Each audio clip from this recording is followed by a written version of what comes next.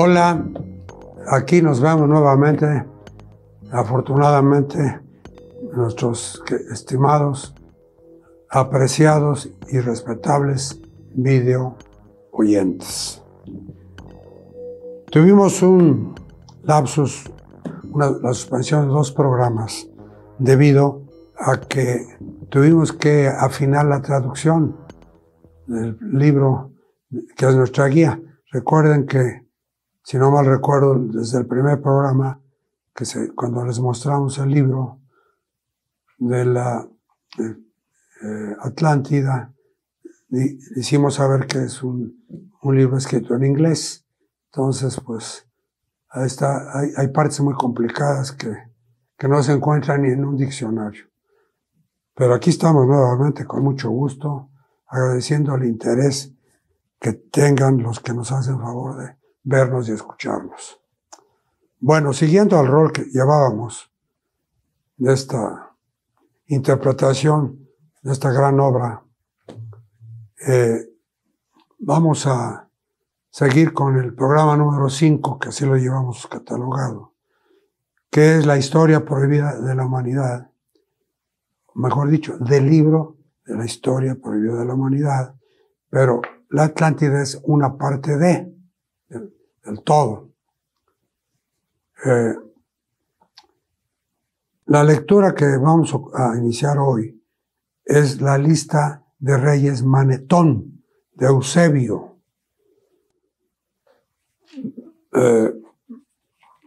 La idea que vamos a desarrollar de aquí en adelante es explicar lo más posible esas palabras frases que quizá no sean comprensibles. Entonces, hemos hecho todo un glosario, y por ejemplo aquí me encuentro con el primero. Manetón. ¿Qué es Manetón? Pues Manetón fue un sacerdote egipcio, así como un destacado historiador. Pues fue uno de los sacerdotes de Egipto que fueron tan populares en aquellos tiempos, tenían tanto poder, que dictaban incluso lo que hoy llamamos leyes, eran quizá costumbres, lo que acostumbraban más bien ellos. Este escritor, Cincelus, dijo que la lista original de Manetón contenía 30 reales dinastías o dinastías reales, precedidas por el reinado de los dioses, que comprenden 25 ciclos zóticos de 1461 años o 36.525 años. Este número, que va de 461 a 36.000, gran diferencia, parece estar muy cerca del dado en el papiro de Turín, que ya hablamos de él la última vez, el último programa que tuvimos, para el total de las dinastías prehistóricas. En su égloga cronográfica, Cincelus, este investigador, también hace la interesante observación de que el rey enumera de Manetón y Beroso comenzaron en el mismo año. Hablando del papiro de Turín, es un antiguo papiro del antiguo Egipto, pintado durante la época ramesida, o sea, de Radamés, aproximadamente en el 1150 a.C. La misma tradición de la migración a Egipto de una raza extranjera y altamente civilizada también se expresa en los textos de la construcción de Edfu. Edfu es interesante hacerles saber que fue una ciudad donde edificaron un templo que le llamaron Edfu, templo Edfu, y es un templo del antiguo Egipto ubicado en la ribera occidental del río Nilo, en la ciudad de Edfu, que durante el periodo greco-romano fue conocida como Apollinópolis Magna, dedicada al dios de los dioses, Horus Apolo. Apolo es, en la mitología griega, pues, como lo dice, el dios de los dioses, ¿no? De hecho, es posible que la compañía del halcón, a la que aluden los textos de la construcción de Edfu, y el Shem Suhor de la lista de reyes de Turín, se refieren al mismo grupo de seres semidivinos. Si bien no se hace mención explícita de un diluvio en ninguna de las listas de reyes egipcios supervivientes, queda muy claro a partir de las abruptas transiciones entre una época y una dinastía divina a la siguiente, que subyacente a estos relatos estaba la creencia en múltiples periodos de la creación que terminaron en cataclismo. O sea, el cataclismo, la gran inundación. Como veremos en el próximo capítulo, la idea de creaciones o eras mundiales posteriores no es exclusiva de Egipto y Babilonia, ya que se encuentra igualmente expresada en la leyenda mexicana de los soles. Una vez más entra México en acción, en la historia tan antigua.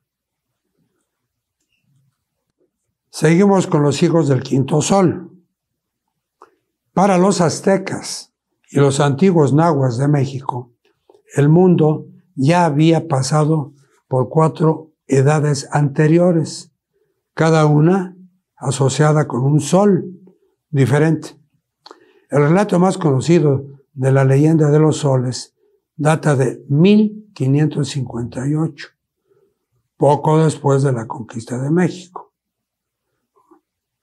y está contenido en el voluminoso Códice Chimalpopoca.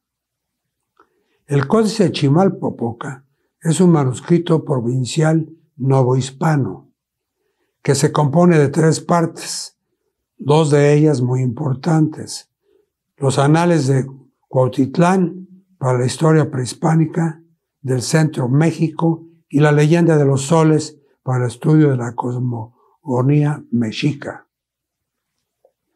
Primer sol, equivalente en aquel tiempo para los mencionados aztecas, ¿verdad? Principalmente, era o fue la edad de la tierra, así lo interpretaban.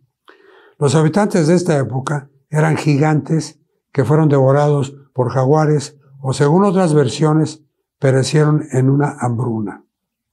Segundo sol, era del fuego o era de la lluvia.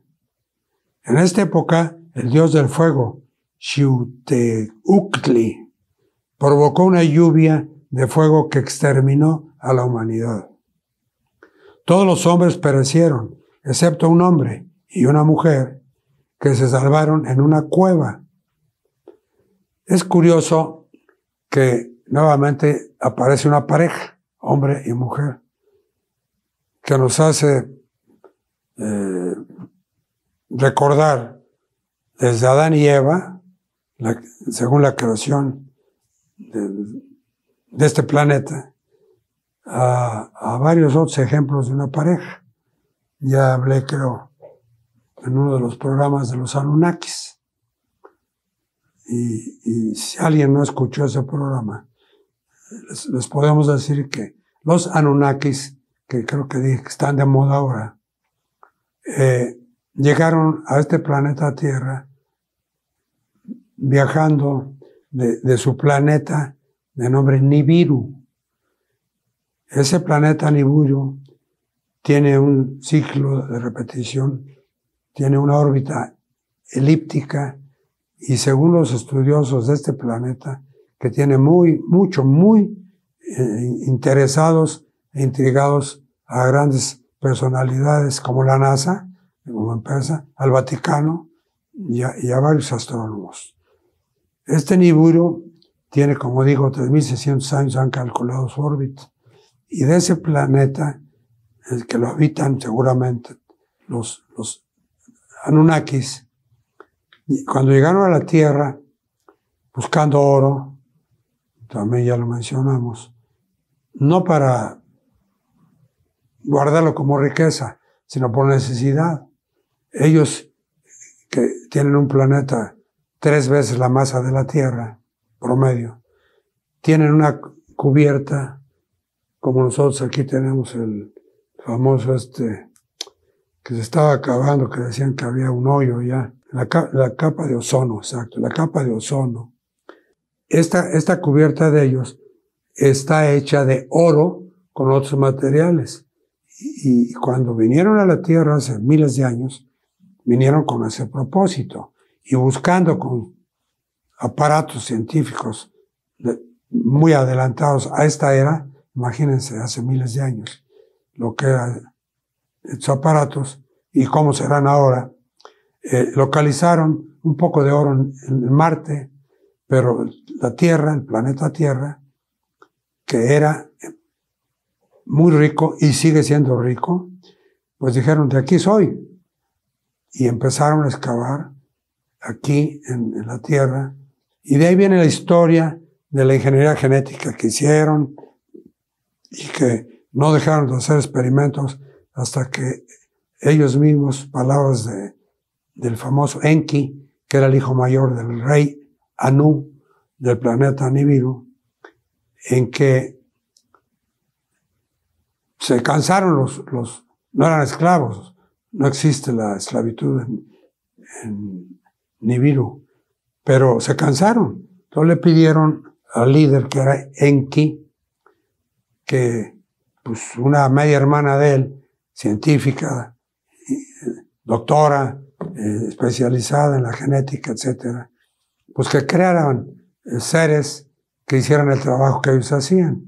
Y de ahí es que vino la mezcla de los únicos 2 seres, pues no humanos, pero seres vivientes en este planeta, que eran lo que llamamos chimpancés y unos monos, araña creo que se le llama, que vivían obviamente en los árboles. Entonces, con la mezcla de, pues, se les puede decir humanos, o semejanza a los humanos, a los Anunnakis, pues se hicieron una serie de experimentos hasta que desarrollaron, palabras de ellos, fue la primera pareja terrestre inteligente. Entonces ahí, como dije hace rato, las parejas son muy populares. Aquí fue un hombre y una mujer. Y hay alguien que interpreta que realmente fueron, hablando históricamente, vuelvo a repetirlo, pues que fueron Adán y Eva. Es esa pareja que desarrollaron. Y de ahí siguieron creando más seres que hicieron el trabajo, pues, de mineros, ¿no? Para sacar el oro que necesitaron. Bueno, entonces, decíamos que el segundo sol era del fuego o era de la lluvia. En esta época, el dios del fuego, Xiuhtecuhtli, provocó una lluvia de fuego que exterminó a la humanidad. Y aquí repito lo que estamos diciendo, pero para reafirmarlo más. Todos los hombres perecieron, excepto un hombre y una mujer que salvaron en una cueva. Bueno, nos vamos al tercer sol, o sea, la edad del viento. Los hombres de esta época fueron arrastrados por un huracán, mientras que algunos fueron transformados en monos. O sea, coincide con los chimpancés que estamos diciendo, que ya existían aquí, cuando llegaron los Anunnakis. Luego vino el cuarto sol, o sea, la era del agua. Una gran inundación que comenzó el día en que Nahui-Atl, agua, sabrán los que están familiarizados con la historia de México, que el dios Atl, pues lo consideraban como el dios del agua, precisamente. ¿Sí? Y es curioso, pero por aquí, por México, llegó un tal doctor Atl, que fue muy famoso porque sacó muchas fotografías de aquel tiempo y estudió mucho este país nuestro, México, y pues creó un gran libro o una serie de libros explicando lo que descubrió en este país tan rico en cultura y en muchas cosas más. El doctor Atl. Bueno, entonces quiere decir agua. Y esta inundación destruyó a la humanidad. Todas las personas se transformaron en peces, excepto un hombre y una mujer, que se salvaron en el tronco de un ahuehuete gigante. Para quien no conozca qué significa ahuehuete, pues es el árbol tan grande, en muchos casos tan ancho, que en la historia de México, durante la época de la conquista, es muy recordado, es un gran ahuehuete, porque cuando los españoles que ya habían conquistado Tenochtitlan, huyeron de un día que los guerreros aztecas, que eran las águilas, y los leopardos también eran otro tipo de guerrero, pues se hartaron, ¿no? Y entonces entiendo que bajo la dirección o el mando de Cuauhtémoc, pues lo sacaron de Tenochtitlan.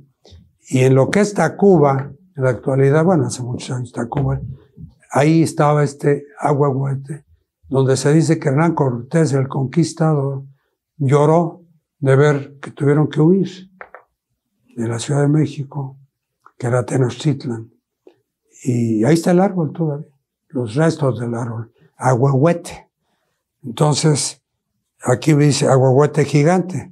Pues sí, eran árboles muy grandes, muy altos, digamos. Bueno, seguimos después de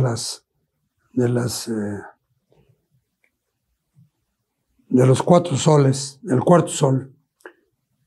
Nos dice el autor que la actual era mundial o sol, la quinta, habla de cuatro, pero aquí después mete a la quinta porque pues lo descubrió o en alguna forma le dio un nombre y le dio un lugar. Pero habla de que en la actual era mundial o sol, que es la quinta, terminará, futurista, terminará en un terremoto el día Nahui-Oyin, o sea, terremoto. Sin embargo, a diferencia de los soles anteriores, los aztecas creían que el sol actual podría durar indefinidamente siempre que los dioses recibieran un tributo constante de sangre. Creo que ya se habló un poco de esto, el por qué los aztecas hacían tantos sacrificios. Miles sacrificaron en el gran Teocalli, que era el gran templo. Y sépase, los que lo ignoran, que el gran Teocalli estaba en donde hoy, tiempos actuales, y hace siglos, desde luego, a partir del año 500 de nuestra era, construyeron los españoles, ante aquella aberración que era para ellos, construyeron la catedral. Pero con estudios posteriores se dieron cuenta los antropólogos de la época que se equivocaron. O sea, ¿quién aconsejó a los conquistadores, a los españoles que llegaron en esa época, construirlo ahí? Pues los ministros, los sacerdotes que vinieron de España, y para borrar la huella de aquel salvajismo, dijeron aquí, y es donde está la catedral.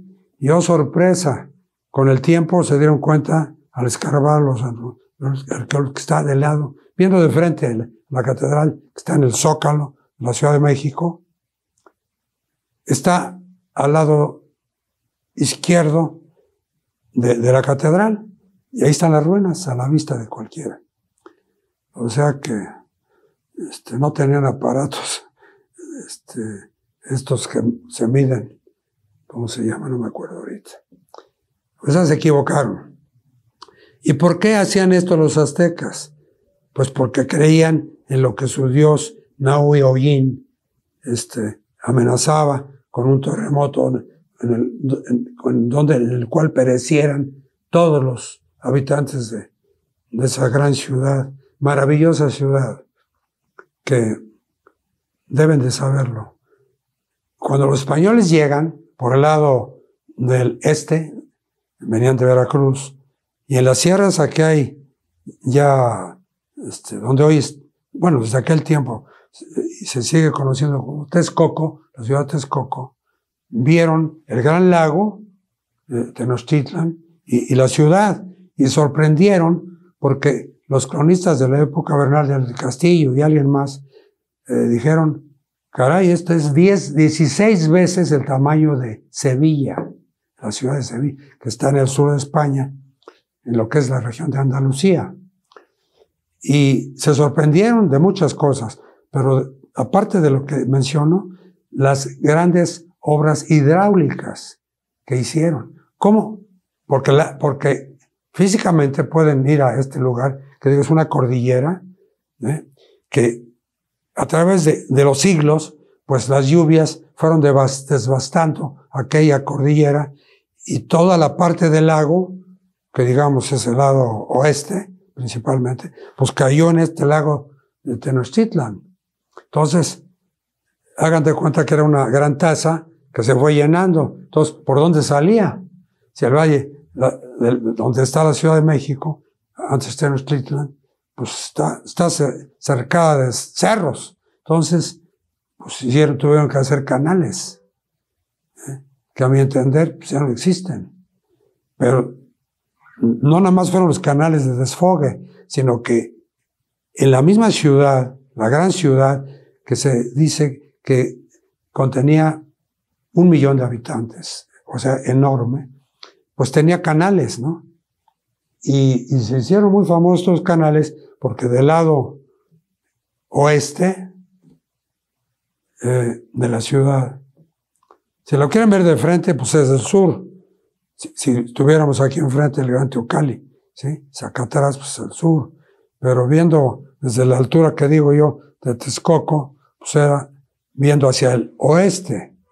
En fin, en el lado que se conoce todavía como Xochimilco, hicieron grandes canales e inventaron lo que se llaman las chinampas, que son cuadros de tierra en la cual sembraban las hortalizas que eran el alimento para los habitantes de la ciudad. En fin, todo eso existe todavía en alguna forma, pero es algo que sorprendió mucho a los conquistadores porque pues, ahí en Europa no había esas cosas, esas obras. Pero bueno, sigamos hablando. ¿A quién sacrificaban los aztecas? Pues a los prisioneros. Los aztecas eran guerreros, era un pueblo guerrero que conquistó gran parte de lo que es hoy México, salvo que no pudieron conquistar a lo que es Michoacán, o sea, los tarascos, que eran guerreros muy difíciles de derrotar y menos de conquistar. Pero salvo los tarascos, que tenían otro nombre, es lo que es hoy Michoacán, el estado de Michoacán. Salvo ese pueblo, pues conquistaron hasta el lado de Yucatán, se metieron por todos lados. Entonces, cada salida que daban, digamos, a guerrear, a conquistar nuevas tierras y nuevos súbditos que pagaban tributos, y de eso es como impuestos, ¿no? Los ahora llamados impuestos. Traían prisioneros, y esos prisioneros son los que sacrificaban en una forma, pues sí podemos decir en estos tiempos salvaje, pero hay cosas que el ser humano hace peores que eso, más salvajismo, después de aquellos tiempos. Ya no se diga lo de estos tiempos, porque me meto a Palestina y salimos llorando.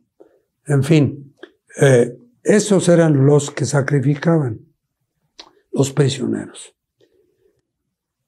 Bueno, para transmitir aún más la idea de la degradación espiritual de la humanidad a través de los tiempos, el libro sagrado de los mayas, ya nos vamos para acá, Quiché, llamado Quiché, afirma que los hombres de las primeras razas estaban dotados de inteligencia y lograron conocer todo lo que hay en el mundo.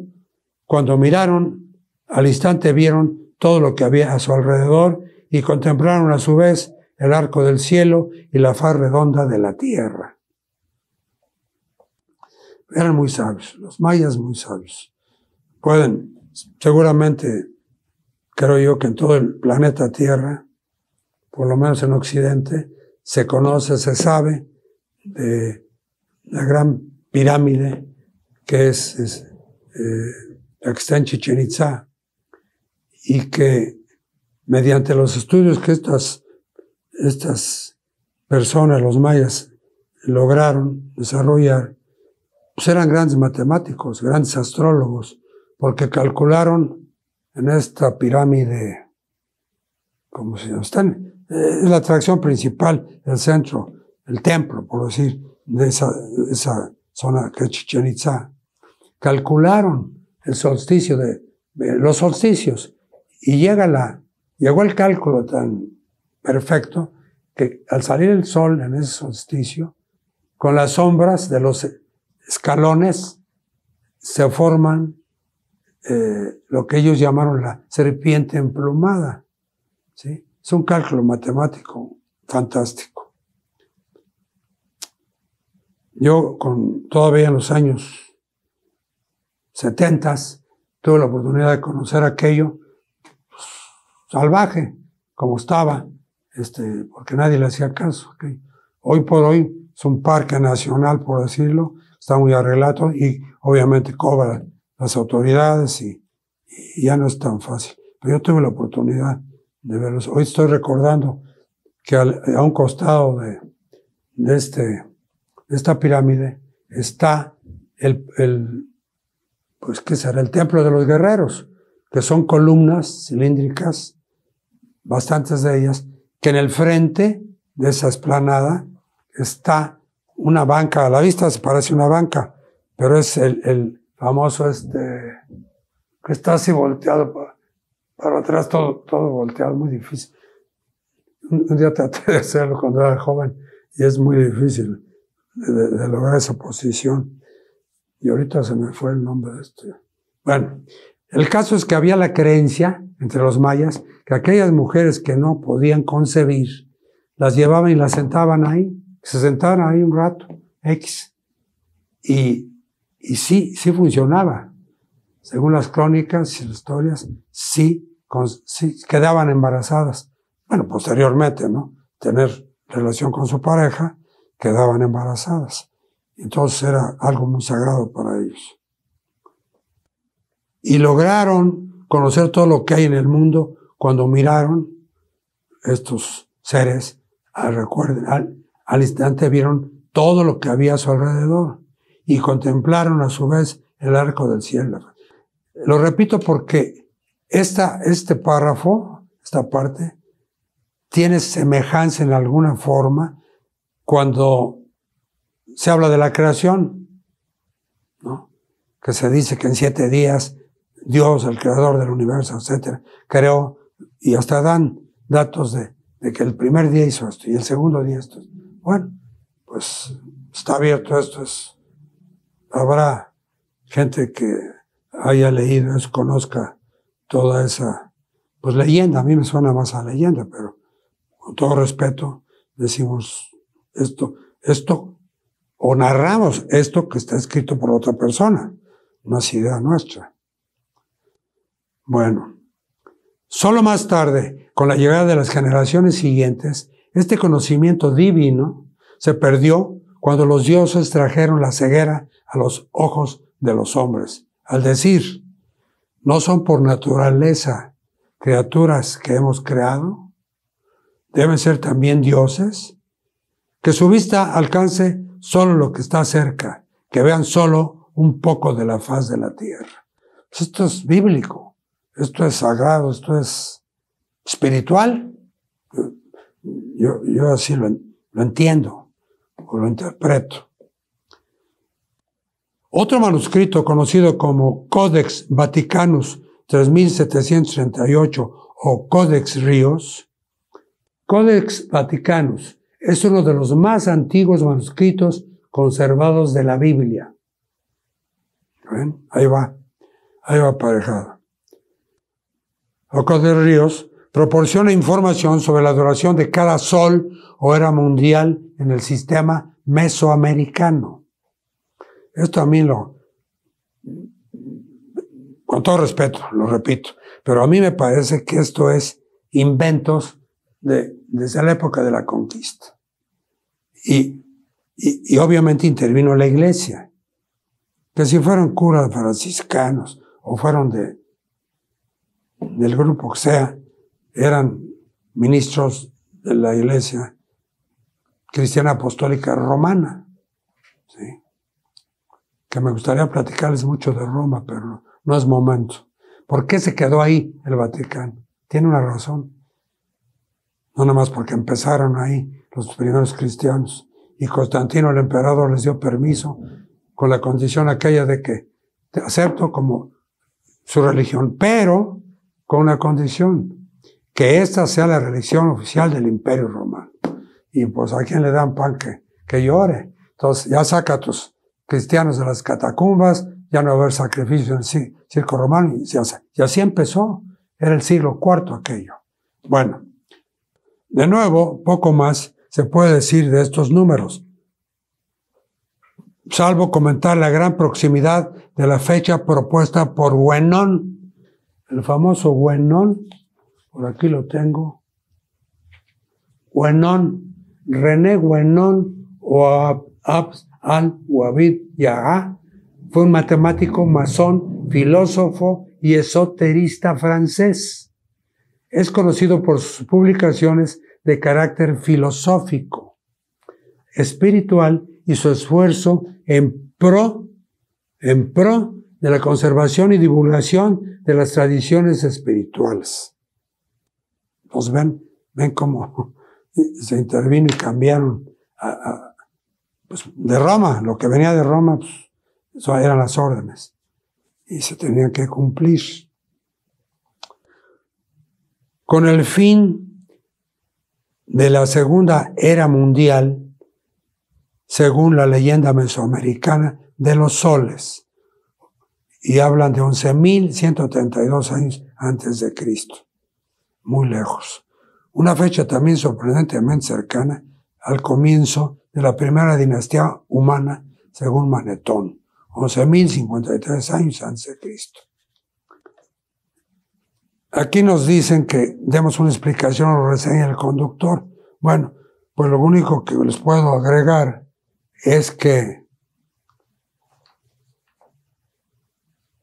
se ha inventado tanto que una de las razones que la Biblioteca del Vaticano sea tan grande y tan casi impenetrable, que solo se le ha sido permitido entrar y a ciertos textos estudiar, porque comprende pues, los secretos de la humanidad, desde la era que estoy hablando, siglo IV, y un poco antes por un historiador romano muy famoso que escribió algo y es incluido en la Biblia, en todos estos ideas que inventaron, es la verdad, es la palabra. Tenían tanto tiempo en qué pensar que pues fueron creando terminologías, palabras X que pues, se obedecieron por siglos, ¿no? Porque era la ley. Bueno, vamos a seguir con el código Génesis. De manera similar a la lista de reyes sumerios, la Biblia hebrea, que es el Antiguo Testamento, la Biblia hebrea, o sea, el Antiguo Testamento, enumera 10 patriarcas antediluvianos y 9 patriarcas postdiluvianos, hasta la época de Abraham. Entonces, todos estos miles de años que nos hablan antes, pues solo Dios sabrá la verdad, porque hay muchas historias, pero de Abraham sí se puede empezar a hablar algo, porque fue el patriarca que supuestamente él fue el creador de los judíos, de la tribu, de la raza de los judíos, cuando es la historia de que podía tener descendientes y tenía una esclava que creo que no, si era Sara, la esclava o la esposa era Sara, que ya era de edad, y al ver la ansiedad, la ilusión de Abraham de tener un hijo, le dijo, pues usa, es la palabra, a mi esclava, que era una mujer, según dicen tantas historias, las reunimos, llegamos a la conclusión que era hermosa mujer, joven, y obviamente que Abraham aceptó el ofrecimiento, y de ahí nació Ismael, que fue el creador, por decirlo así, de la raza árabe. Pero Dios hizo el milagro de concederle a la esposa de Abraham tener un descendiente. Y entonces, los dos hijos de Abraham eran medios hermanos. Y lo que es la naturaleza humana, a través de siglos y siglos, y a la actualidad, son enemigos. Y siendo que los árabes, cuando dominaron España 800 años, le dieron entrada, acceso a sus medios hermanos, a los hebreos, a los judíos, y una mezcla de razas con los de la casa, por decirlo, los españoles, de norte, centro, sur, lo que sea, les dieron entrada a sus medios hermanos, los árabes, y hicieron una mezcolanza de 800 años, y de ahí venimos nosotros. Entonces yo me he permitido, con todo respeto, decirle a varias gentes que he platicado con ellos, enterados de estas cosas, que en el ADN que tenemos todos los mexicanos, sea .001, y de ahí para arriba, traemos sangre árabe judía. ¿Por qué? Porque los españoles que vinieron traían esa mezcla en su sangre. Entonces, al venir aquí, mezclarse con nuestras mujeres, ¿verdad? Pues salió esa mezcla y tenemos algo de árabe judío, o judío árabe, como gusten. No es de lógica. Y eso fue así. Bueno, todos decíamos que 9 patriarcas postdiluvianos hasta la época de Abraham. Suponiendo que Abraham nació en 2123 años antes de Cristo, y contando 292 años en las 9 generaciones anteriores de patriarcas postdiluvianos, esto situaría el diluvio en 2415 antes de Cristo. Y de 2123 a 2415, son muchos años. Lo cual es obviamente absurdo. Eso lo dice el autor. Para entonces, el antiguo reino egipcio estaba de hecho en medio de su florecimiento, y las civilizaciones de Babilonia y Sumeria ya tenían 1000 años de antigüedad. Yo creo que cabe decir un poquito más de la raza judía. Recuerden que después de esta aventura, esta odisea de Abraham, que tuvo más hijos después y no sé qué tanta historia hay, viene el famoso Moisés, que en la actualidad hay historiadores que demuestran con X pruebas que no fue cierto, que no existió el tal Moisés. Por lo tanto, ¿de dónde sacan que Moisés fue criado por la hija del faraón y que lo rescató del río Nilo, que iba en una canasta, porque era la ley matar a todos los varones que no eran nobles? Toda esa historia, ¿no? Y que finalmente Moisés, ya de grande, incluso se sale de Egipto y se casa, hace familia, pero el Señor, el Creador, le da la orden de, no, regrésate y saca a tus hermanos hebreos de ese cautiverio, de esa esclavitud en la que viven. Que dicho sea de paso, vivían, pues, se me va a cansar la garganta de tanto pedir disculpas, pero pido disculpas, porque vivían como salvajes, por no decir otra palabra. Se tiene entendido que eran cuartos de adobe, donde vivía toda la familia, y fueron miles. Entonces el llamado concubinato, el llamado hoy en los tiempos actuales pedofilia, etcétera, pues se daba ahí, en aquellos cuartos que eran familias. Entonces imagínense ustedes la mezcla que hubo de sangres y por consecuencia de ADNs, ¿no? Entonces, todas esas cosas en los tiempos actuales se ha demostrado que no es cierto. Y lo del Mar Rojo tampoco.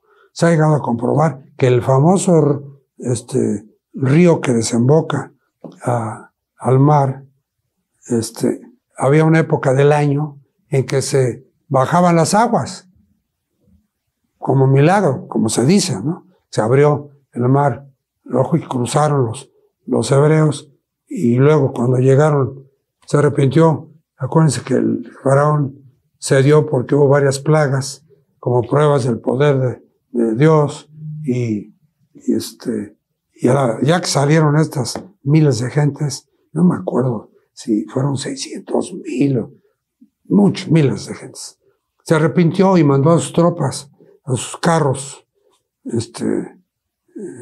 ¿cómo se llamaban? Tirados por 2 caballos. Sus carrozas, carrozas para la guerra. Todas esas cosas las inventaban los humanos para guerrear, conquistar otros lugares. Se arrepintió y es cuando mandó a recuperarlos y regresarlos, y lo cual ya no fue posible por la famosa leyenda del Mar Rojo, ¿sí? Que se abrió y que cuando llegaron las tropas se cerró, se ahogaron. Esta película sabía de eso. Entonces, cuando dice aquí que el diluvio es obviamente absurdo, es que metiéndose a los números y metiendo a los famosos Anunnakis de Nibiru, pues ya no sabe uno qué creer, la verdad, y se va por la cuestión religiosa, por la fe que cada quien tiene. Porque esa historia no nada más es de Roma, hay otras, yo les llamo filosofías, que dicen lo mismo, a su manera, pero dicen lo mismo. Los llamados protestantes, por ejemplo, que son evangélicos, y hay muchas leyendas en cada Biblia que hacen cada grupo, que hablan de manera diferente. Dicen, se refieren a lo mismo, pero de manera diferente. Entonces, ¿qué hicieron estos? ¿Por qué cito de nuevo los Anunnakis? Porque en el libro perdido de Enki, que es el que narra todas estas cosas desde el punto de vista de los habitantes de Nibiru, que ahí viene, por cierto, ya lo localizaron. Creo que dije en una plática que en los montes Graham, en Arizona, que es un lugar sagrado para los indios de X tiempo, que los últimos fueron los apaches, me parece, los mezcaleros, algo así.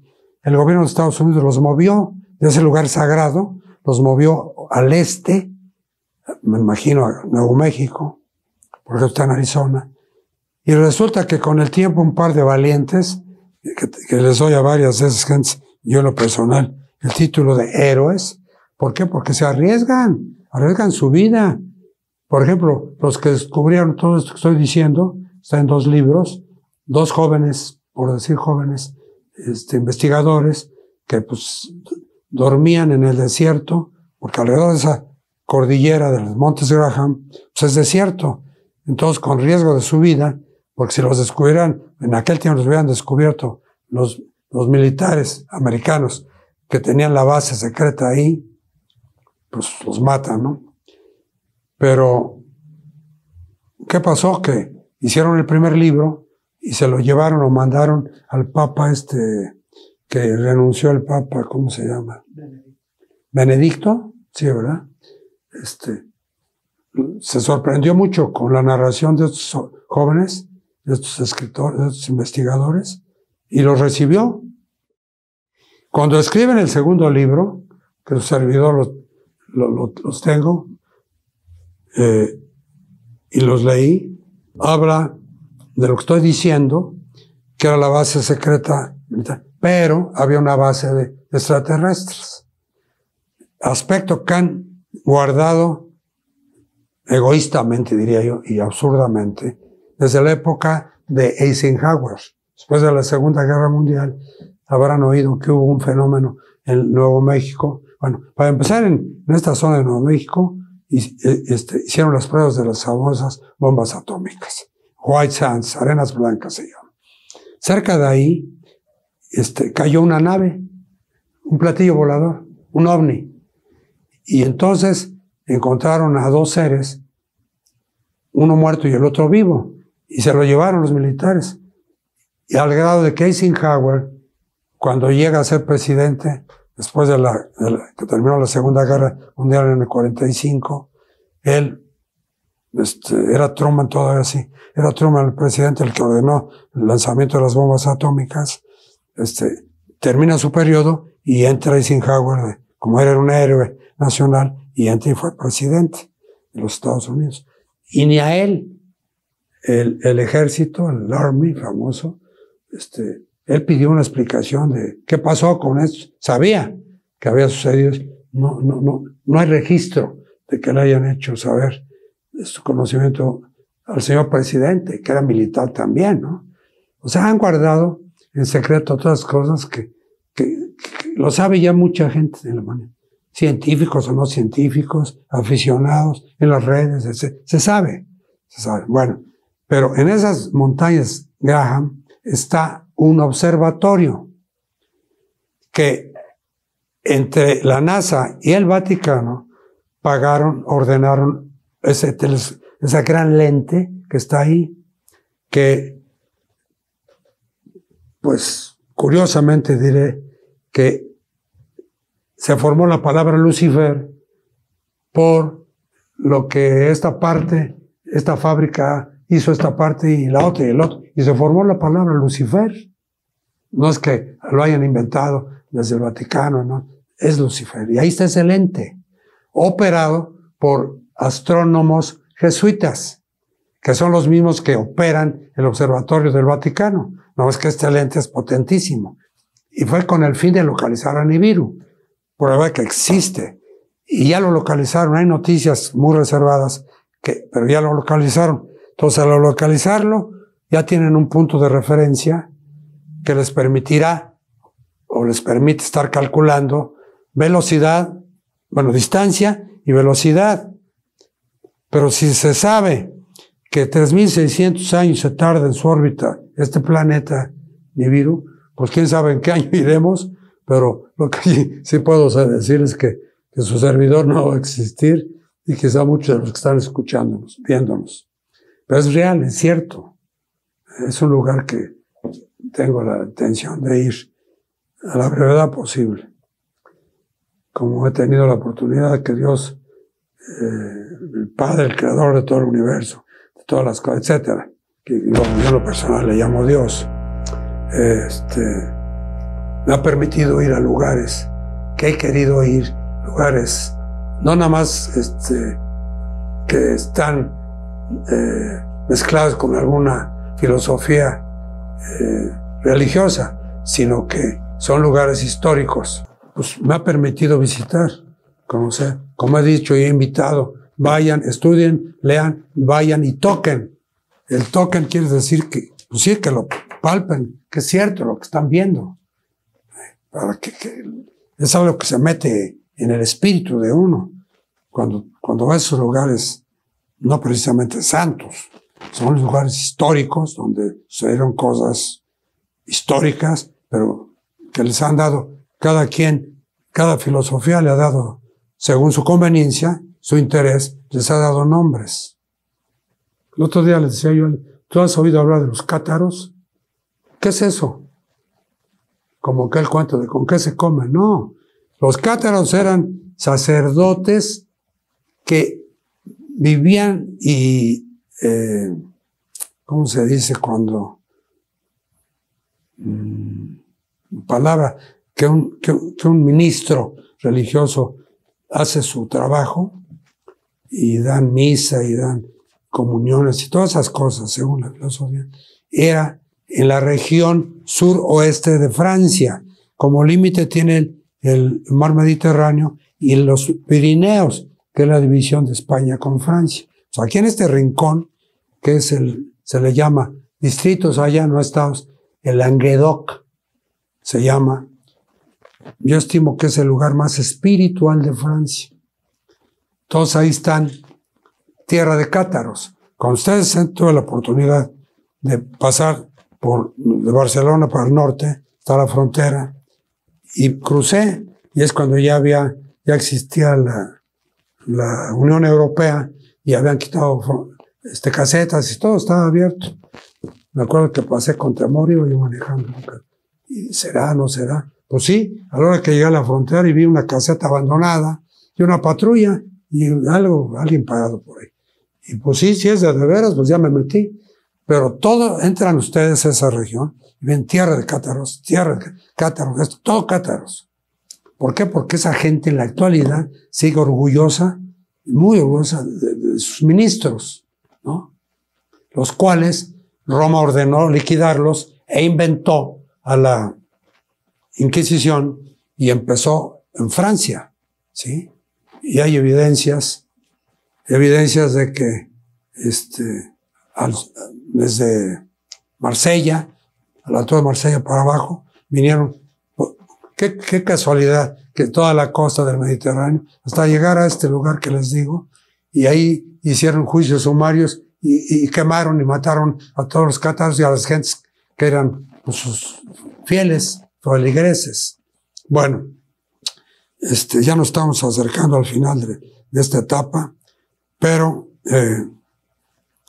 es muy importante que ustedes sepan todo esto porque es actual. O sea, se sabe actualmente toda esta cosa. Entonces, les decía yo que están ya localizaron a este planeta y están calculando cuando llegue a la órbita, que una vez se sabe pasó entre el Sol y Mercurio, otra vez pasó entre el Sol y Venus, y Dios bendiga a los que les toque, si es que entra cerca de la Tierra, ¿verdad? Entre Venus y Mercurio, sí, Venus y la Tierra. Bueno, yo diría que vamos a dejarlo aquí, porque nada más termino con esto que empecé. Los Anunnakis, cuando la gran inundación que fue en el norte de Mesopotamia, no fue mundial. Imagínense si todo el planeta se inunda, o sea, ¿dónde va a dar tanta agua? Se evapora el agua, pero se imagina a la hora que... hay mucha fantasía en todo esto, pero la gente de la época lo creía. Bueno, de ahí viene una de las teorías de que la Atlántida sucumbió bajo las aguas cuando hubo esta gran inundación, que para que se explique mejor, de donde está ahorita la guerra, que los judíos están acabando con los palestinos, en esas zonas más arriba, que fue el Persia, fue el gran imperio, la Mesopotamia, toda esa zona fue donde fue la inundación. Y estos Anunnakis hicieron un submarino, digamos, y quisieron vivir la experiencia y metieron los ADNs de todos los animales y las partículas semillas o lo que sea de los vegetales, digamos. Y vivieron la experiencia, ¿no? Con los humanos. Y otros, como Anunnaki, esa es su nave, acá fuera del cataclismo observaron todo y lo narran. Enki lo narra en su libro. Entonces, repito, hay mucha fantasía en estas cosas. Pero en la actualidad, en los últimos años, ya se tiene todo eso hecho. Bueno, pues creo que lo que sigue es fragmentos de historia olvidada y creo que vamos a pararle aquí por hoy. Espero que haya sido este programa de su interés. Por hoy les damos las gracias por su paciencia y nos vemos la próxima semana. Gracias.